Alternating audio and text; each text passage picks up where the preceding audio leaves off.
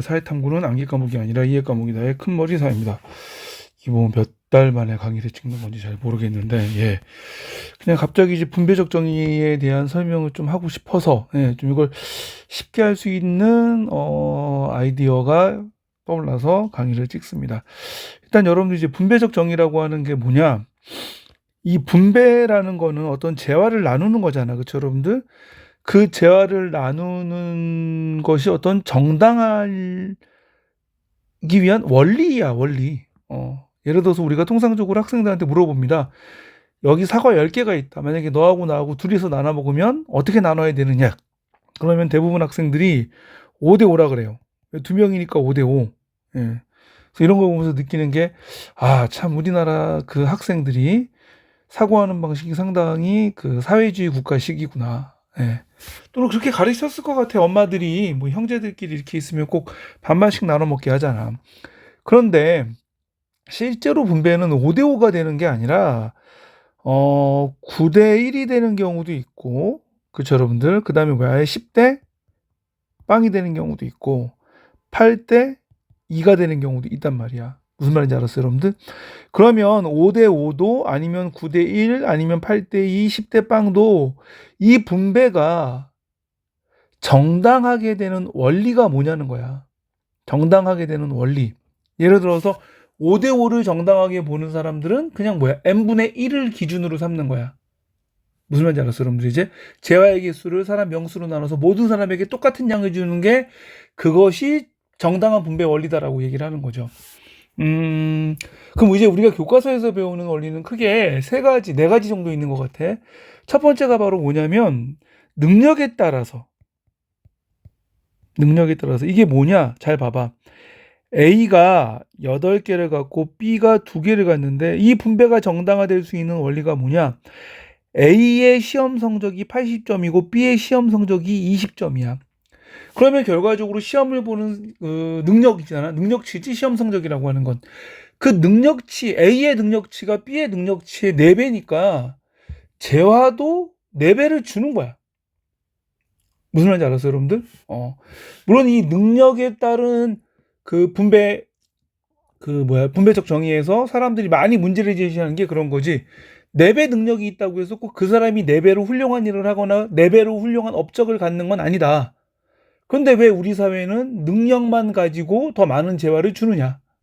그처럼 뭐 이런 것들이 이제 비판이 될 수 있다는 거죠. 그 다음에 2번째, 회사에서 성과급 주는 거 한번 생각을 해봐. A 사원은 연봉을 얼마나 받았다? 800을 받고, 연봉이 아니라 뭐 월급을 800을 받고 B 사원은 200을 받았다. 그럼 당연히 B 사원 입장에서는 억울할 수 있잖아, 그쵸, 여러분들? 그런데 봤더니 A는 한 달 동안에 약 800개의 물건을 팔고 B는 200개 정도의 물건밖에 팔지 못했다. 즉 A가 판매한 물건의 양이 B의 몇 배야? 4배죠. 그럼 물건의 양이 4배라서 월급을 4배로 준다는 거야. 이런 것들이 바로 뭐 여러분들 이제 업적에 따른 분배입니다. 무슨 말인지 알았어요, 여러분들? 그래서 업적에 따른 분배라고 하는 건 능력이 아니라 결과치를 가지고 그 사람들에게 분배량을 결정하는 거야. 업적에 따른 분배에서 가장 큰 단점은 뭐냐? 사람들이 이제 너무 결과에만 집착하다 보면 과정을 소홀히 할 수 있고, 효율성을 중시할 때 지나치게 경쟁이 과열될 수도 있다. 이런 것들이 이제 업적에 따른 분배의 문제겠죠. 예. 그 다음에 또 8개, 2개가 정당화되는 경우 어떤 기준들이 있느냐? 마르크스가 얘기하는 게 바로 필요에 따른 분배죠. 어떤 재화를 A는 8개를 가져가고 B는 2개를 가져가는데 그게 어떻게 정당화될 수 있느냐? 예를 들어 그런 거 한번 생각해봐. A는 한참 뭐하는 애들이 여러분들 막 성장기의 아이들이야. 그래서 얘네들은 뭐든지 많이 먹어야 돼. 그리고 B는 뭐 여러분들이 이제 나이가 드신 어르신이다. 실제로 여러분들 보세요, 한번. 할아버지나 할머니 모시고서 어디 식당 같은 데 가면 그렇게 많이 못 드신단 말이야. 그러면서 고기를 구워서 자꾸 누구 앞에 갖다 놔? 손주들 앞에 갖다 놓죠. 그러면 손주들이 더 많이 먹겠지. 예를 들어서 손주가 고기 8점을 먹고 할아버지 할머니가 2점을 먹었다. 그걸 가지고 할아버지 할머니가 이것이 정당하지 않은 분배다라고 막 손주 멱살을 붙잡고 넌 나의 착취하냐 이놈아! 막 이러면서 애랑 싸우려고 하지 않는다는 거야. 그냥 껄껄껄 웃으시면서 아유 우리 손주들 맛있게 먹는구나 라고 고기 8점과 2점 간의 분배를 정당하게 생각하신다고. 이건 능력도 아니고 업적도 아니고 필요에 따른 분배라는 거야. 무슨 말인지 알았어요, 여러분들? 그래서 더 많이 필요한 사람이 더 많이 가져가고 조금 덜 필요한 사람은 적게 가져갈 수도 있는 거 아닌가? 실제 그런 식의 분배가 정당화되는 경우도 많잖아. 그쵸, 여러분들? 그래서 요런 것들이 바로 여러분들? 우리가 통상적으로 분배를 정당화하는 원리로서 제시하는 기준이다. 그래서 어떤 사람은 능력치에 따라 재화를 분배해야 된다라는 사람들도 있고, 어떤 사람들은 그 사람들이 만들어낸 성과, 결과물에 따라서 재화를 분배해야 된다는 사람들도 있고, 어떤 사람들은 능력, 성과와 무관하게 각각이 필요한 만큼의 재화 분배를 해야 된다라고 얘기하는 사람들도 있고, 물론 우리 사회에서 이 하나의 원리가 모든 분배를 다 정당화하진 않아. 상황과 집단에 따라서 각각 서로 다른 원리가 사용될 수 있다는 거야. 무슨 말인지 알았어요, 여러분들? 그런데 이게 예를 들어서 가족 내에서는 필요에 따른 분배적 원리가 작용하는데 회사에서 필요에 따른 분배 원리가 작용한다? 또 그러면 안 되겠지. 맞아요, 여러분들? 예, 또 반대로 가족 내에서 어떤 분배적 원리가 업적에 따른 분배적 원리 이렇게 되면 또 안 될 거라고. 무슨 말인지 알았어? 업적에 따른 분배를 하게 되면은 부모님은 훨씬 더 많이 가져가지만 자녀들은 아무것도 가져갈 수 있는 게 없잖아. 무슨 말인지 알았어요, 여러분들? 그러니까 이런 식으로 집단에 따라서 조금씩 다른 분배적 원리가 적용될 수 있는데 우리는 가장 공통된 원리를 찾아가는 것 또는 가장 공통된 원리로서 제시되는 것이 어떤 게 있는지 거기에 대해서 배운다고 보면 돼. 알았죠, 여러분들? 그 다음에 두 번째, 절차적 정의란 뭐냐? 이거는 어떤 기준이 아니라 뭐라고 여러분들? 능력이나 업적 필요와 같은 분배 기준이 아니라 어떤 절차나 과정이 그 분배 결과를 한다고? 정당화한다는 거야. 결과를 정당화한다. 여기에는 노직이 있고 그 다음에 뭐가 있어 여러분들 이제? 룰스가 있는데 간단하게 설명할게요, 여러분들. 노직은 처음에 얘기하는 게 여러분들? 취득에 있어서의 정의고 두 번째가 여러분들? 이전에 있어서의 정의인데 예를 들어서 과수원에서 사과를 따는데 A라는 사람은 8개의 사과를 가지고 있고 B라고 하는 사람은 2개의 사과를 가지고 있는데 이 8대2의 분배가 정당화될 수 있는 근거가 뭐냐? 노직은 얘기하는 거죠. 그게 바로 취득 과정에서의 노동 투입의 결과라면 8대2라도 정당화될 수 있다는 거야. 예를 들어 A가 B에 4배나 많은 일을 했어. 그럼 4배나 많은 일을 했으니까 당연히 여러분들? 그 노동의 결과도 4배 많은 게 당연하겠죠. 그래서 A가 8개를 가져가고 B가 2개를 가져가는 그 분배가 정당화될 수 있다. 즉 각자가 노동을 투입한다라고 하는 그런 과정들이 있었기 때문에 거기에서 만들어진 결과가 정당화될 수 있다. 됐죠, 여러분들? 그런데 그 이후에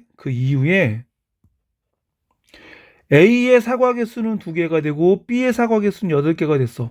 그러면 이후에 8개, 2개가 2개, 8개로 바뀌었는데 이 과정은 정당화될 수 있느냐?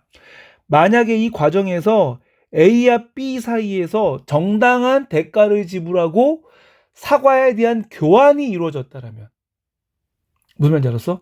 예를 들어서 B가 사과 2개밖에 없는데 사과를 너무 많이 먹고 싶어. 그래서 B가 자기 집에 있는 돈을 가지고 와서 A에게 돈을 주면서 사과를 나한테 팔라고 한 거야. 그래서 A가 대가를 지불받고 6개의 사과를 B에게 팔았어. 6개의 사과를 B에게 팔았더니 A에게 남은 개수는 2개가 되고 B는 8개가 됐다. 지금 이 과정에서 정당한 뭐가 있었어, 여러분들? 재화에 대한 교환이 있었죠? 그러면 나중에 8대2가 2대8이 된 것도 뭐가 될 수 있어? 정당화될 수 있다. 그러니까 노직이란 사람은 분배 결과가 8대2건 이게 8이건 그것이 정당한 노동의 투입의 결과라면 그러니까 노동 투입의 과정을 통한 결과라면 또는 그것이 정당한 대가를 지불한 교환 과정, 그러니까 이전 과정, 소유권 양도 과정의 결과라면 그것이 정당화될 수 있다. 무슨 말인지 알았죠, 여러분들? 그 다음에 룰스는 어떤 절차를 중시하느냐? 똑같이 얘기할게.